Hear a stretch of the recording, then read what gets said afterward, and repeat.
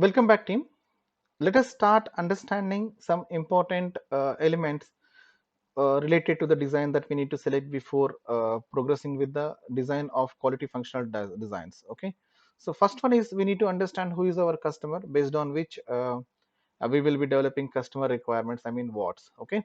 So before you like the kind of person who is using the product, based on that the requirements of the product will be decided. Okay, so it can be a broader term also, like considering all various types of customers you can create expectations, but being very specific about the type of the customer you are targeting will help definitely to create better results out of the quality functional design. Okay, so let us identify who is our customer.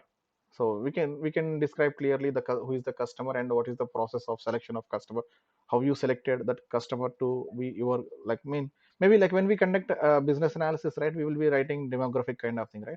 We decide about customer before starting our analysis part. So I suggest you to identify customer. Okay, so maybe this is a practical initiation of the practical work. Okay, before starting the quality functional design, you just identify customer. Then what are the customer requirements, how you are going to decide about customer requirements, that should be assessed. Okay, just plan for customer requirements. Okay, so what are expectations of the customers on the selected product, like the customer you selected and his or her customer requirements on the product, service, or process should be clearly identified. Okay, in the next step, you identify by considering the customer requirements, you will be deciding about functional or technical requirements, and you will be explaining how those functional or technical requirements will be satisfying the customer requirements. It can be, you will be tabulating all these details. Okay, what are customer requirements and what are technical requirements or functional requirements. You will be creating all these things in tables, and you try to explain it in it is very important to explain it in a small paragraph, detailing about how you created, how you identified that the customer requirements, and how you identified functional requirements, on what basis. You need to justify those things. Okay, after completing that, just focus on relationship values. So the kind of relationships you can give, for example, in the practical work, you will be, you will be identifying it. Maybe later stages you can update your this section 2 of your document. Okay, so relationship values, usually, for example, the relationship between customer requirements and technical requirements can be created by using three different values. So one is a strong relationship, that is for which you will be giving 9 as value. And see, for example, you see here, this is these are relationships that we are establishing between customer requirements and functional requirements, and the values that we give are defined before we give them. Okay, we say that if the relationship between customer priority and high degree of comfortability is weak, we give 1 as a value, and 1 will be represented by the triangle. Okay, that is how we interpret it before, like, this is completed form.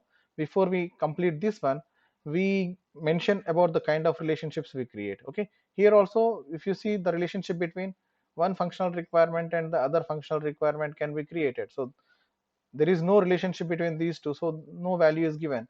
So for example, this, for this functional requirement and this functional requirement, there is a strong relationship that is provided here.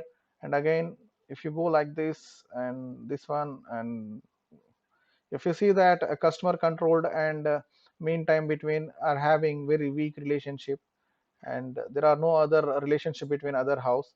And if you see, accuracy will have weak relationship with computer controlled, and accuracy will have medium relationship with self attribution. In that way we will be creating. So you can see that these are the relationship values. Okay, for our template the values are already default, by default they are decided. So you cannot you can explain them based on the values that are provided in our template. Okay, this is how we establish, how we define about the kind of relationships we will be creating. Okay,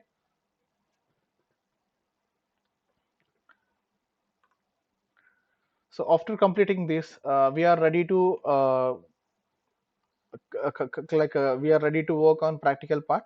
So before starting practical part, I recommend each and every person to complete all these activities. Okay, thank you guys. So let's see you in the next video, in which I will be explaining you about parts of house of quality diagram.